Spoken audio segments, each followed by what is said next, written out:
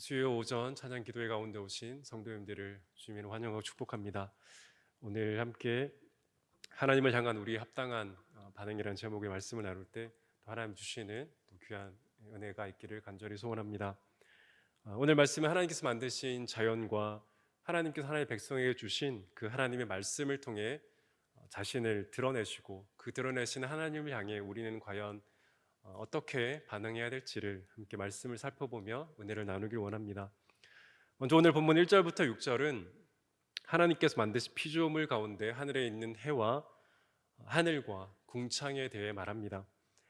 과거로부터 오늘에 이르기까지 하나님을 믿지 않는 많은 사람들은 오늘 본문의 해를 포함한 자연 자체나 자연에서 일어나는 현상을 보고 하나님을 경배하고 하나님께 영광 올려드리는 것이 아니라 그 자체를 두려워하거나 숭배할 때가 많았던 것이 사실입니다. 그런데 오늘 본문 1절과 4절은 분명히 말합니다. 하나님께서 만드신 하늘은 하나님의 영광을 드러내고 궁창은 하나님의 하신 일을 나타내고 해를 위하여 장막을 만드신 분이 저와 여러분이 믿는 그 창조주 하나님이심을 분명히 고백하고 있습니다. 그래서 하나님 믿는 다윗 역시, 오늘 본문의 저자 다윗 역시 이 하나님께서 만드신 솜씨를 보며 하나님을 찬양하고 영광 올려드리는 것입니다. 그렇다면 우리 역시 하나님께서 만드신 이 자연, 하나님께서 만드신 모든 것들을 보며 우리도 마땅히 해야 할 것은 하나님께 찬양과 영광을 올려드리는 것이 마땅할 것입니다. 그런데 우리가 오늘을 살아가는 이 시대 가운데 많은 사람들이 자연보다 더 중요하게 여기고 자연보다 어떤 것을 보고 놀라는 것은 새로운 기술이나 기술을 통해 만들어진 것들을 보며 놀라워할 때가 많은 것도 사실인 것 같습니다. 얼마 전 유퀴즈 온 더 블록이라는 프로그램에서 1등 항해사의 인터뷰가 나와서 흥미롭게 봤던 적이 있습니다. 이 1등 항해사는 여성분이었고 여성으로서 1등 항해사는 전 세계에서 0.1%밖에 없는 아주 소수의 1등 항해사라고 자신을 소개했습니다. 그리고 이어지는 인터뷰에서 1등 항해사는 자신이 타는 배의 크기를 소개했습니다. 이 배의 길이가 얼마나 크냐면 파리의 에펠탑 높이가 324m인데 그것보다 더 큰 325m라고 자신이 타는 배의 길이를 말했습니다. 배의 무게는 11만 3천 톤이었고 높이는 엘리베이터가 있는 13층 높이의 배라고 소개합니다. 그리고 배의 전체적인 크기는 종합운동장 4개를 합친 크기만큼 정말 거대하고 압도적인 규모의 배를 이 여성 1등 항해사가 타고 있다고 소개했습니다. 사실 배의 크기에 대해 듣기는 했지만 실제로 제 눈으로 보지 못했기 때문에 정확하게 얼마나 큰지는 사실 잘 가늠이 되지 않았습니다. 그런데 그 인터뷰를 보면 생각이 들었던 것은 이 정도 배라면 아무리 강력한 태풍이나 폭풍이 와도 문제가 없지 않을까라는 생각은 자연스럽게 들었습니다. 첨단 기술이나 첨단 기술로 만들어진 것들을 보면 뭔가 자연조차 뛰어넘을 것 같은 생각을 하는 것이 오늘을 살아가는 많은 사람들의 생각이기도 합니다. 그런데 계속되는 그 항해사는 인터뷰에서 이렇게 말합니다.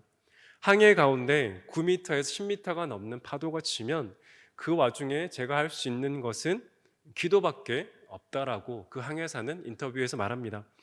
물론 이분이 신자인지 아닌지는 밝히지 않았기 때문에 알 수 없습니다. 그런데 에펠탑보다 길고 종합운동장 4개를 합친 크기의 그 압도적인 규모의 배지만 강력한 폭풍 앞에서는 아무것도 아니다라고 정직하게 고백하는 것입니다. 그리고 그 1등 항해사는 마지막에 이렇게 말했습니다. 아무리 큰 배라도 바다가 노하면 종이장에 불과합니다라는 말을 덧붙였습니다. 사실 저는 이 1등 항해사의 마지막 말이 하나님을 알고 있는 우리뿐 아니라 하나님을 알지 못하는 이들도 정직하게 고백해야 할 말이라고 생각합니다. 아무리 뛰어난 과학기술이나 기술을 통해 만들어진 모든 제품이라고 해도 결코 완벽할 수 없기 때문입니다. 그들 역시 이러한 사실을 모르지 않지만 인정하지 않으려 할 뿐입니다. 하나님은 이처럼 하나님을 알고 믿음으로 살아가는 저와 여러분이나 하나님을 알지 못하고 살아간 모든 자에게 자신을 오늘도 나타내고 있습니다. 그러나 다른 것은 하나님을 향한 반응입니다. 하나님 이 땅에 있는 모든 사람에게 자신을 드러내지만 그럼에도 하나님을 향한 반응은 완전히 다른 것입니다. 그렇다면 중요한 것은 우리는 과연 그 하나님을 향해 어떻게 반응하고 있느냐입니다.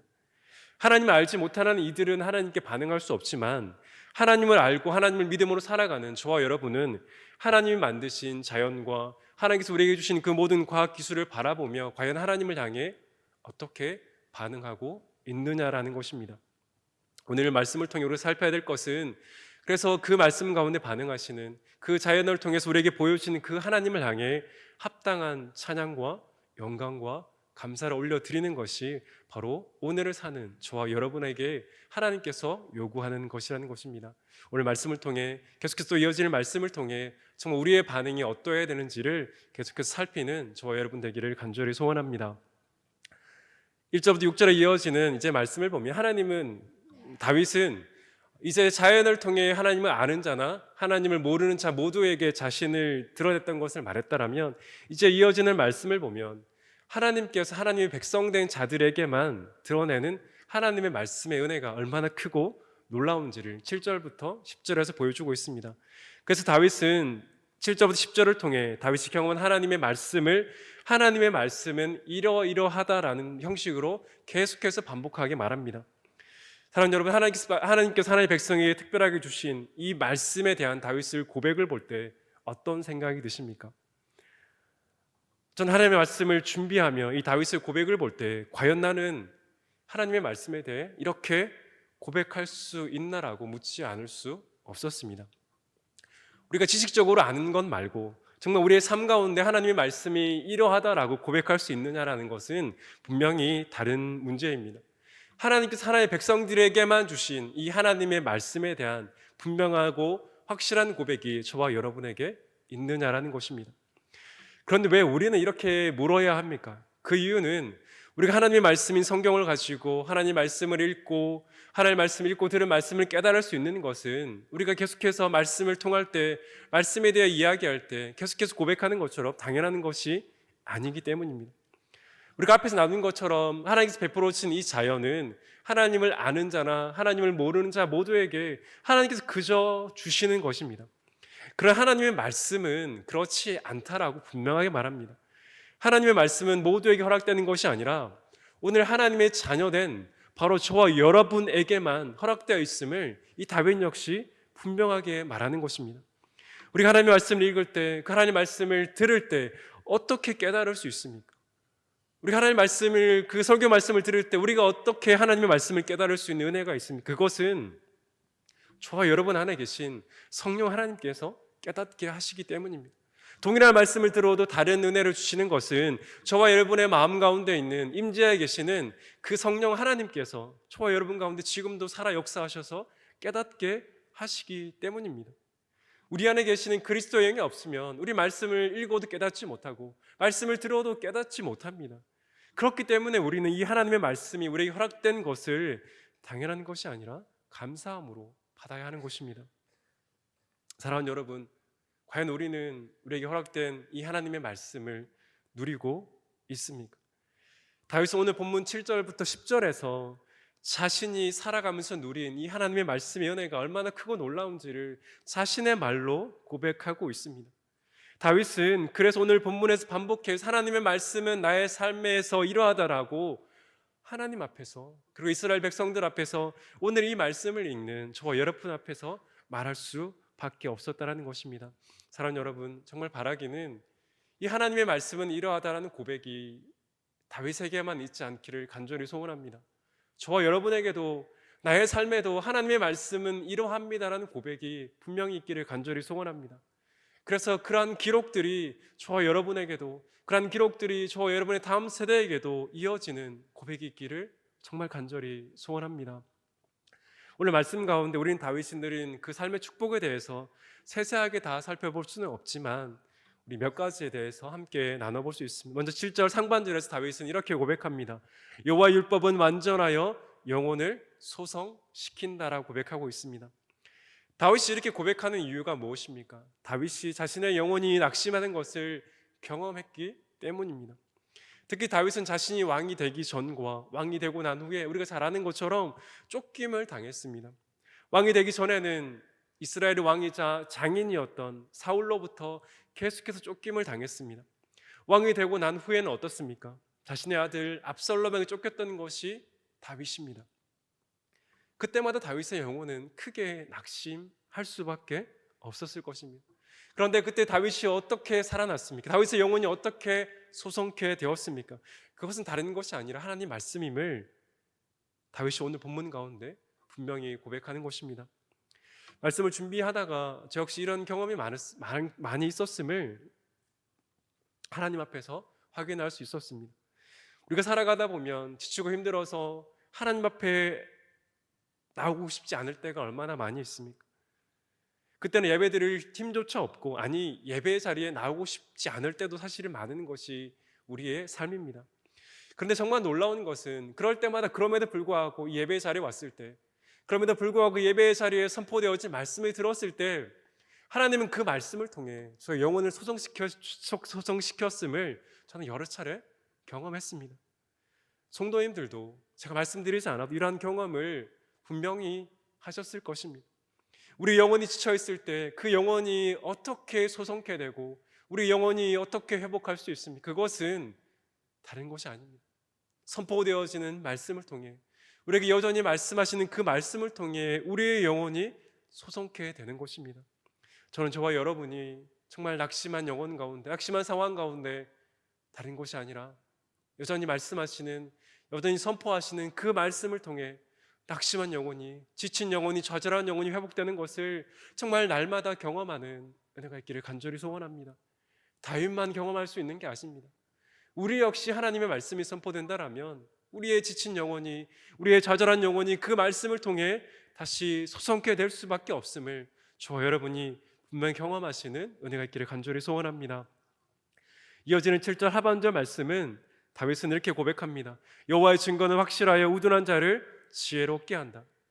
여기서 다윗은 어떻게 하나님의 말씀에 대해 고백하고 있습니까?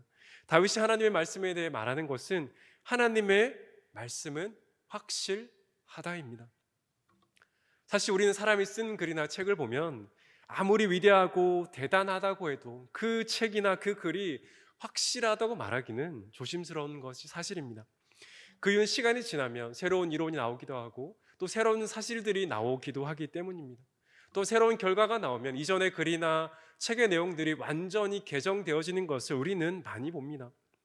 또 우리 자신이 쓴 글 역시 확실하다고 말하기가 쉽지 않습니다.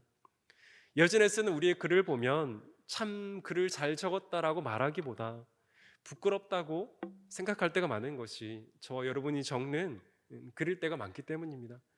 이처럼 사람의 글이나 책은, 또한 우리가 적는 글은 확실하다고 말하기에는 여전히 부족하고 조심스럽습니다. 그러나 다윗은 어떻게 말합니까? 하나님의 말씀은 확실하다라고 말합니다. 어떻게 하나님의 말씀이 확실할 수 있습니까? 그 영원하신 하나님이, 그 영원하신 하나님께 직접 기록한 말씀이기에 하나님의 말씀은 확실한 겁니다. 그래서 우리가 하나님 말씀에서 지혜를 얻고 우리가 얻은 지혜가 바뀔 것에 대해 염려하지 않아도 되는 것입니다. 하나님께서 어제나 오늘이나 영원토록 동일하신 것처럼 하나님께서 기록하게 하신 그 말씀 역시 어제나 오늘이나 영원토록 동일할 것입니다. 그래서 이사야 선지자는 이사야 40장 8절에서 이렇게 말합니다. 풀은 마르고 꽃은 시드나 우리 하나님의 말씀은 영원히 서리라. 풀은 마르고 꽃은 시듭니다. 이 세상에서 영원한 것은 단 하나도 없습니다. 그러나 오직 하나님의 말씀만은 영원합니다. 오직 하나님의 말씀만은 어제나 오늘은 영원히 변치 않습니다. 그렇기 때문에 우리가 하나님의 말씀을 통해 얻는 지혜가 오늘을 살아가게 하는 것입니다. 만약 사람이 만든 글이라면 오늘을 살아가는 우리에게 지혜가 되는 것은 쉽지 않습니다. 물론 위대한 책이나 글은 과거나 오늘은 여전히 우리에게 지혜가 될 때도 많습니다. 그러나 시대뿐 아니라 모든 문화를 초월해서 오늘을 살아가게 하는 그 힘은, 그 확실한 것은 하나님께서 저와 여러분에게 주신 하나님의 말씀밖에 없습니다. 그래서 우리가 들을 뿐 아니라 우리의 다음 세대도 이 말씀을 듣고 그 말씀대로 살아가도록 우리는 계속해서 가르쳐야 하는 것입니다. 이어지는 8절과 9절의 말씀도 다르지 않습니다. 우리 8절과 9절의 말씀을 우리 한 목소리로 한번 읽어보도록 하겠습니다. 시작. 여호와의 교훈은 정직하여 마음을 기쁘게 하고 여호와의 계명은 순결하여 눈을 밝게 하시도다. 여호와를 경외하는 도는 정결하여 영혼까지 이르고 여호와의 법도 진실하여 다 의로우니. 아멘. 8절과 9절에서 다윗은 계속해서 고백합니다. 하나님 말씀은 이러하다라는 것입니다. 8절 9절에서 다윗이 말하는 것은 무엇입니까? 이것은 하나님의 말씀은 세상의 방법과는 완전히 다르다는 것입니다. 우리가 살아가는 세상은 정직을 말하지만 뒤에서는 사실상 정직하게 살면 손해를 본다라고 생각하는 것도, 그렇게 말하는 것도 저와 여러분 살아가는 세상입니다. 순결하고 정직하고 진실한 것보다 이익을 얻을 수만 있다면, 돈을 받을 수만 있다라면, 온갖 속임수를 써도 전혀 이상하지 않다라고 생각하는 것이 저와 여러분 살아가는 이 세상의 논리입니다. 그렇다면 다윗이 살았던 시대도 다르지 않았을 것입니다. 악한 이들의 생각과 계획은 과거나 지금이나 앞으로도 다르지 않을 것입니다. 그런데 그때 다윗은 어떻게 했습니까? 다윗은 하나님께서 주시는 말씀의 은혜를 붙잡았습니다. 하나님을 알지 못하는 이들이 어떻게 말하든 자신은 하나님의 자녀로서 하나님의 말씀대로 살겠다라는 것입니다. 그렇게 하면 하나님께서 자신의 삶을 책임지실 것이라는 분명한 믿음이 다윗에게 있었습니다. 물론 일시적으로 그렇게 보이지 않을 때도 많았던 것도 사실입니다. 그러나 궁극적으로 보면 하나님은 하나님 말씀대로 살아가려고 했던 다윗의 삶을 분명하게 책임지셨습니다. 사랑하는 여러분, 저와 여러분도 세상의 방법이 아니라 하나님 말씀대로 살아가려고 할 때 결국 하나님이 저와 여러분의 삶을 책임지시는 것을 분명히 경험하시기를 원합니다. 그렇게 하기 위해 우리는 날마다 하나님 말씀을 가까이 해야 하는 것입니다. 그 이유가 무엇입니까? 하나님의 말씀만 저와 여러분에게 소리치는 것이 아닙니다. 하나님을 알지 못하는 세상 역시 오늘도 저와 여러분에게 동일하게 말합니다. 우리의 말을 들으라고, 나의 말을 듣는 것이 너희가 살아가는 방법이라고 하나님의 말씀만 우리에게 말하는 것이 아니에요. 세상도 동일하게 저와 여러분의 마음속에 동일하게 말합니다. 그렇기 때문에 우리가 하나님의 말씀대로 살아가기 위해서는 하나님의 말씀에 귀를 기울이지 않으면 안 되는 것입니다. 세상의 말과 이 하나님의 말 가운데 우리가 어떤 것에 귀를 기울여야 됩니까? 세상의 말을 기울이면 세상의 방법대로 살아갈 수밖에 없습니다. 그런 하나님의 말씀에 귀를 기울이면 우리는 하나님 말씀대로 살아가게 될 것입니다. 사랑하는 여러분, 저는 우리가 새벽마다 새벽 말씀 기도를 통해 읽는, 우리 모든 공동체가 함께 읽는 그 말씀을 통해 이러한 은혜가 있기를 간절히 소원합니다. 또 오늘 수요 오후 찬양 기도회부터 시작되는 이 성경의 파노라마를 통해 하나님의 말씀을 더 가까이 하는 또 계기가 되기를 원합니다. 또한 선포되어지는 그 말씀을 통해 저와 여러분의 심령 가운데 하나님의 말씀의 은혜가 새겨지는 또 은혜가 있기를 간절히 소원합니다. 우리가 하나님의 말씀을 가까이 하고 하나님의 말씀을 들을 때 우리는 세상의 소리가 아니라 하나님의 말씀의 소리를 듣고 그 말씀대로 살아가게 될 것입니다. 그래서 베드로 사도는 베드로 3장 18절에서 이렇게 말했습니다.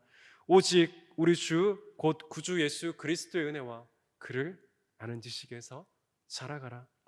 이 말씀의 은혜가 정말 저 여러분의 삶 가운데, 말씀을 가까이 하는 저와 여러분의 삶 가운데 있기를 간절히 축원합니다. 그러나 오늘 다윗은 자신의 시편을 마무리하며 하나님께 요청하며 나아갑니다. 앞에서 자연을 통해 하나님께서 만드신 피조물을 통해 말씀하신 하나님, 하나님의 말씀을 통해 우리에게 말씀하신 하나님에 대해 말한 후에 다윗이 결론적으로 하는 것은 하나님께 도와달라는 것입니다. 12절은 자기 허물을 능히 깨달을 자 누구리요? 나를 숨은 허물에서 벗어나게 해달라고 하나님께 도움을 요청합니다. 13절에서 또 다윗은 또 주의 종의 고의로 죄를 짓지 말게 하사 그 죄가 나를 주장하지 못하게 해달라고 하나님께 도움을 요청합니다. 다윗은 자녀로서, 하나님의 자녀로서 하나님께서 만드신 자연과 하나님께서 하나님의 자녀에게 주신 말씀을 통해 주시는 하나님의 은혜를 분명하게 풍성하게 누렸습니다. 그래서 담대하게 하나님 말씀의 은혜가 어떠한지를 우리가 살펴보는 것처럼 말하는 것입니다. 그러나 그럼에도 다윗의 결론은 무엇입니까? 자신의 힘으로는 그렇게 살아갈 수 없다라는 것입니다. 자신의 결론으로는 그렇게 살아갈 수 없기에 다윗은 하나님께 도움을 요청하며 자신의 시편을 마무리하는 것입니다. 그래서 11절과 13절을 보면 다윗은 자신을 주의 종으로 고백합니다. 이때 다윗이 이스라엘의 왕이었는지 아닌지 알 수 없지만 다윗은 어떤 상황에 있었든 자신을 주의 종으로 고백합니다. 그리고 하나님 앞에 엎드려 도와달라고 고백합니다. 왜입니까? 하나님이 도우시지 않으면 자신이 그렇게 살 수 없다는 것을 다윗 자신이 누구보다 잘 알았기 때문입니다. 자신의 결심이 얼마나 약한지 다윗 자신이 잘 알았기 때문입니다. 그래서 다윗은 하나님께 도와달라고 요청할 수밖에 없었습니다. 사랑하는 여러분, 저 여러분의 삶도 저는 다르지 않을 거라 생각합니다. 우리가 날마다 얼마나 말씀대로 살아가려고 결단을 합니까? 얼마나 그렇게 살아가기 위해서 애씁니까? 그러나 우리가 그렇게 살아가려고 할 때 우리를 방해하는 것들이 너무나 많습니다. 세상의 소리가 너무나 클 때도 참으로 많은 것이 사실입니다. 우리의 결심도 약하고 우리의 힘도 너무나 약한 것이 정말 그렇게 살아가고자 하지만 그렇게 살아가지 못하는 저 여러분의 모습임도 우리는 정직하게 인정하지 않을 수 없습니다. 그래서 우리는 다윗처럼 하나님 나를 도와주십시오라고 고백할 수밖에 없는 것입니다. 그래서 시편 곳곳에는 나를 도와달라는 고백이 참으로 많이 나옵니다. 시편 38편 22절도 속히 나를 도우소서 주 나의 구원이시오라고 말합니다. 시편 22편 9절도 여호와여 멀리하지 마옵소서 나의 힘이시여 속히 나를 도와달라고 말합니다. 왜 시편의 기자들이 이 시편에서 자신을 도와달라고 하나님께 외칩니까? 그 이유는 우리는 결국 하나님께서 돕지 않으시면 이 땅을 살아갈 수 없는 연약하고 무력한 존재들이기 때문입니다. 지난주 기도학교 강의를 통해서 함께 나눴지만 오 할레스비라는 작가가 자신의 책 기도에서 어떤 자가 기도할 수 있는가에 대해 이렇게 말합니다. 오직 무력한 자만이 참으로 기도할 수 있습니다. 기도와 무력함은 나눌 수 없고 그러면 우리의 무력함이란 말로 하나님의 부드러운 부정에 상달하는 가장 강력한 호소입니다. 그래서 우리는 무력함 때문에 염려하지 말아야 되고 무엇보다 우리의 무력함 때문에 기도를 멈추지 말아야 합니다. 왜입니까? 무력함이야말로 기도의 참 비결이고 추진력이라고 오 할레스비는 자신의 책에서 고백하고 있습니다. 사랑하는 여러분, 우리가 우리 힘으로 할 수 없다는 것을 깨닫고 주님께 나를 도와달라고 말할 수 있는 것은 무력하지만 그것이 하나님 앞에 부끄러운 것이 아닙니다. 그 무력함이 바로 저와 여러분이 여러분을 주님 앞에 나오게 하기 때문입니다. 우리의 힘으로 아무것도 할 수 없는 그 무력함은 하나님으로 떠나게 하는 것이 아니라 바로 그 무력함이 저와 여러분을 하나님 앞에 오게 하는, 하나님 앞에 올려드리는 가장 강력한 호소가 되고 기도의 참 비결이 되고 추진력이 된다는 것을 기억하셨으면 좋겠습니다. 사랑하는 여러분, 오늘 설교의 제목처럼 하나님을 향한 우리 합당한 반응은 14절 마지막 절의 고백처럼 나의 반석이시오 나의 구속자이신 여호와여 내 입의 말과 마음의 묵상이 주님 앞에 연락되기를 원합니다라는 고백이어야 합니다. 이 다윗의 고백이 저와 여러분의 평생의 고백이 되어야 함이 마땅합니다. 그러나 그럼에도 우리는 얼마나 연약합니까? 우리가 이렇게 살아가려고 하지만 우리의 힘으로 살아갈 수 없음을 우리는 날마다 아니 때마다 순간순간마다 우리는 고백하지 않을 수 없습니다. 이 고백은 하나님 앞에 올려드리는 우리의 궁극적인 고백이어야 하지만 우리 스스로 이렇게 살아갈 수 없는 것이 또 우리의 연약함과 우리의 부족함이기도 합니다. 그래서 스스로 하나님 앞에 이 고백을 하지만 참 하나님 앞에 민망할 때가 많은 것 같습니다. 우리의 마음의 묵상뿐 아니라 우리의 입의 고백이 하나님 앞에 올려드리기에는 너무나 부족하기 때문입니다. 그러나 그럼에도 우리가 그렇게 소망하고 그렇게 살아갈 수 있는 이유가 어디에 있습니까? 바로 저와 여러분의 안에 있는 성령 하나님께 있습니다. 이 성령 하나님께서 함께 하셔서 저뿐 아니라 하나님의 말씀을 통해 저와 여러분에게 말씀하시고 깨닫게 하실 것입니다. 그리고 나아가 예수 그리스도의 장성한 분량까지 반드시 자라게 하실 것입니다. 성령을 통해 하나님은 저 여러분의 믿음이 우리를 부르신 그 순간까지 계속해서 자라게 할 것입니다. 그러나 이 땅에서 우리의 삶에는 시간이 필요합니다. 그래서 중요한 것이 무엇입니까? 오늘 우리가 지금 어떤 것을 심고 있느냐입니다. 우리 마지막으로 갈라디아서 6장 7절부터 9절의 말씀 우리 한 목소리로 한번 읽어보도록 하겠습니다. 시작. 속이지 말라. 하나님은 업신여김을 받지 아니하시나니 사람이 무엇으로 심든지 그대로 거두리라. 자기의 육체를 위하여 심는 자는 육체로부터 썩어질 것을 거두고 성령을 위하여 심는 자는 성령으로부터 영생을 거두리라. 우리가 선을 행하되 낙심하지 말지니 포기하지 아니하면 때가 이름에 거두리라. 아멘. 사랑하는 성도 여러분, 중요한 것은 바로 지금 우리가 무엇을 심고 있느냐입니다. 우리의 믿음의 분량은 다 다릅니다. 오래 믿은 분도 계시고 이제 막 신앙생활을 시작하신 분도 계십니다. 중요한 것은 지금 우리가 무엇을 심고 있느냐입니다. 우리의 육체를 위해서 썩어질 것을 심고 있는지 아니면 성령을 위해서 심고 있는지, 그것이 중요합니다.